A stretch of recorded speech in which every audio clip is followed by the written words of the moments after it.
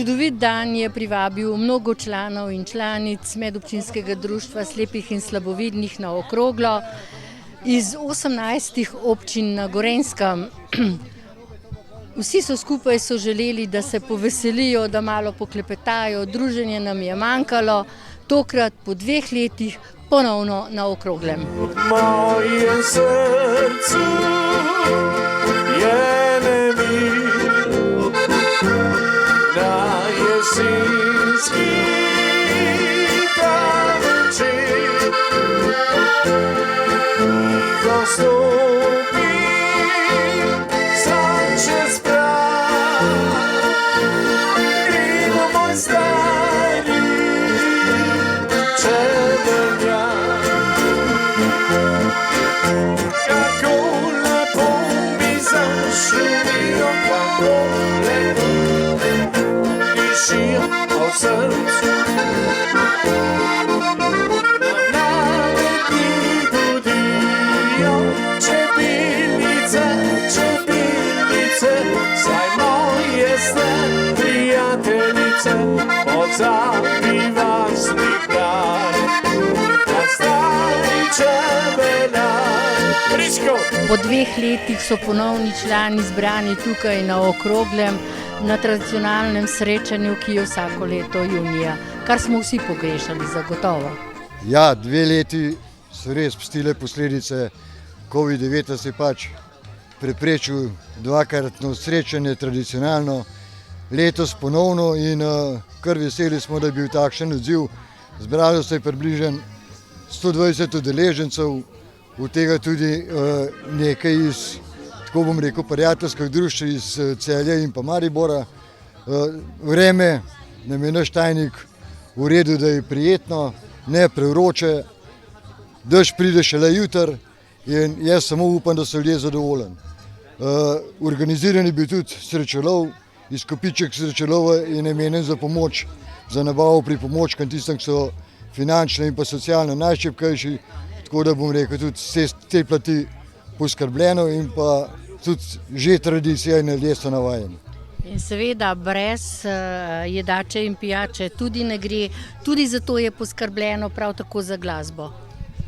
Sama organizacija ni tako majhen zalogaj, v bistvu se začne že z začetkom leta, to se pravi z januarja, zbiranjem raznih prispevkov, donacij, zbiranjem sredstev za srečelov, tako da v tej priliki lahko rečem vsem, ki so donirali, pomagali za to organizacijo, najlepša hvala in pa ta sredstva bojo res prijetno in pa koristno izrabljena. Po 2 letih je to res pravo srečanje in vsi skupaj smo si ga veselili in se ga veselimo še. Hvala, Ivo. Hvala lepa. Tukaj na srečanju na okroglem predstavljate nov telefon. Kakšne znamke je ta telefon in kako se ga uporablja? Tukaj imamo na predstavitvi imamo telefon Blind Shell Classic 2. Telefon je češke izdelave. Je telefon prilagojen za slepe in slabovidne. Ima že vgrajeno govorno sintezo v slovenščini, kjer slepim pomaga pri navigaciji po telefonu. Meniji sami so prilagojeni, sicer telefon ima sistem Android, ampak je pa prilagojen, tako da vse aplikacije so prilagojene na telefon z tipkami.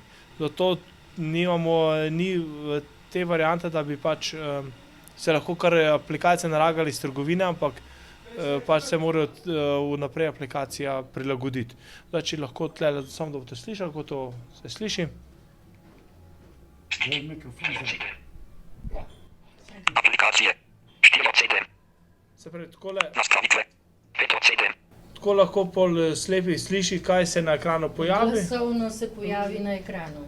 Tako, kar se pojavi na ekranu, telefon prebere in v bistvu slep ve, kaj se takrat tam dogaja. In koliko časa je ta telefon že na trgu? Ta model je na trgu zdaj 3 mesece. Je bil pa prej že en starejši model, Classic, samo Blind Shell Classic, ki je bil pa malo manj dostopen. Razlike, predvsem prve razlike so že sami vizualni, ker so te tipke pri tem so lepo narazen, Pri prejšnjem so bile pa tukaj skupaj in so tudi še starejši imeli že kar probleme z ločevati med samimi tipkami. Pri tem pa imajo pa dosti manj problemov in se lažje znajdejo. In kdo od slepih si lahko pridobi ta telefon? Od slepih si lahko pridobi praktično vsak, ki ima to željo. Lahko si dobi tudi prek vrednotnice, ki jo prejme pri upravni enoti. S tem si v bistvu olajša nakup, ker nam država prek vrednotnic pokrije 85% do telefona. To je za v tem trenutku vrednost 382 €, se pravi, da plača samo razliko do končne vrednosti. In kakšen je tisti procent, do katerega je slepi ali slabovidni upravičen do tega telefona? Tukaj pa prija poštev samo kategorija 3, 4 ali 5. Se pravi, to pomeni, da se kategorije, pri kateri so slepi. Samo slepi, se pravi, kategorija 3 ima ostanek vida 5 ali manj procentov. Kategorija 4 ima ostanek vida 2 ali manj in kategorija 5, kjer je pač popolna slepota. In če se nekdo odloči za telefon tukaj na Okroglem, kdaj ga lahko dobi? V bistvu tako, če se bo kupi takoj, se lahko zelo hitro zmenimo pri nas na zvezi Društvo slepih in slabovidnih v Ljubljani, ker smo tudi zastopniki, ker uvažamo te telefone in v bistvu se dobi k nam, če gre pa prek vrednotnice, pa nažalost traja malo dlje časa, ker je treba iti preko upravne enote in da pridobi se papirje. Ampak v roku tako dobrega meseca se v vsakem primeru da urediti. In ta dobra novica bo šla v svet. Hvala lepa. Medobčinsko društvo slepih in slabovidnih za svoje člane in članice vsako leto prvo soboto v mesecu juniju organizira srečanje na Okroglem. S tem pa naredi nekaj koristnega za slepe in slabovidne in povabi osebe, ki predstavljajo določene ortopedske pripomočke. In tukaj je z nami tudi lastnik Diopte iz Ljubljane, Dušan Janković. Lepo pozdravljeni. Lep pozdrav. Kakšne novosti se letos obetajo oziroma so na mizi tukaj za slepe in slabovidne, ki jim lahko pomagate? Vsako leto se na trgu pojavijo nove, predvsem pa izboljšani pripomočki. Letos sem pripeljal s sabo osnovni pripomoček, kot je lupa, različnih povečav. Povečavo je treba preizkusiti z tablico za določanje povečave. Potem je tukaj nekaj prenosnih elektronskih lup, potem so tukaj luči za slabovidne, kajti luč je izrednega pomena pri slabovidnih, zato ker za različne bolezni obstajajo luči, ki imajo različno barvo svetlobe. Potem imam tukaj nekaj govorečih stvari in pa en predvajalnik zvočnih knjig. In kakšno je tokrat zanimanje za vse te pripomočke, ki jih rabijo? Ljudje sprašujejo za različne pripomočke, odvisno od tega, kaj potrebujejo. Nekomu je dovolj samo, da izve, koliko je ura, eventualno kateri dan je. Drugi bi radi prebrali nekaj osnovnih stvari. Za tiste, ki bi radi brali več oziroma morajo brati več, so lupe, ki omogočajo ali večje povečave oziroma z večjim ekranom. Ljudje radi berejo, žal ne gre vedno samo z očmi oziroma s prsti, zato se poslužujejo predvajalnikov zvočnih knjig. So tukaj zdaj novosti ali so to tukaj lupe in pa pripomočki, ki so že dolgo časa v uporabi? Ja, lupa v osnovi je že zelo star pripomoček, vedno pa so nekatere izboljšave. Tole, kar imamo tukaj predstavljene lupe, so v bistvu najnovejše. Pomembno je to, da imajo pravo barvo svetlobe.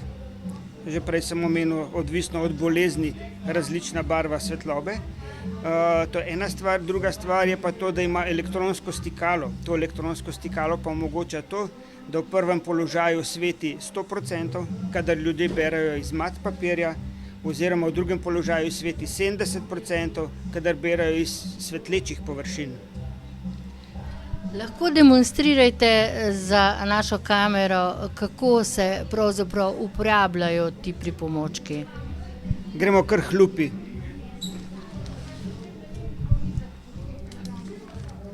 To je takale ročna lupa. Kot sem omenil, elektronsko stikalo omogoča to, da se nastaviš ali sveti 100% ali sveti 70%. Lahko se uporablja tako, da se prime časopis v roko, v drugo roko lupo in približa na pravo povečavo in se bere. Tekst je treba slediti po vrsticah. Tako, in sledimo po vrsticah. Bolj udobno branje je pa z takimle nastavkom, se pravi distančnikom, zato ker je ta razdalja med lečo in papirjem konstantna, se pravi samo ljudje drsijo po papirju in berejo. Ta lupa omogoča tudi pisanje, prostor je spodaj, da se piše, ali pa če potrebuje proste roke, da kaj pogleda, si lahko takole naštima in pogleda. Skratka, zelo praktično. Zelo praktično.